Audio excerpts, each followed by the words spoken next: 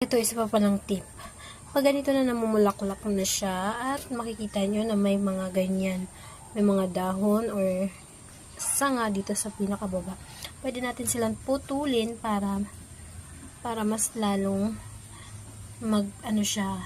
hindi malaglag yung mga bunga or magtuloy sa pagbunga kasi itong mga ganito parang na-absorb niya yung dapat na napupunta dito sa taas, dito sa mga ipoproduce niya sanang bunga. So, pwede natin silang tanggalin para walang kaagaw yung ating mga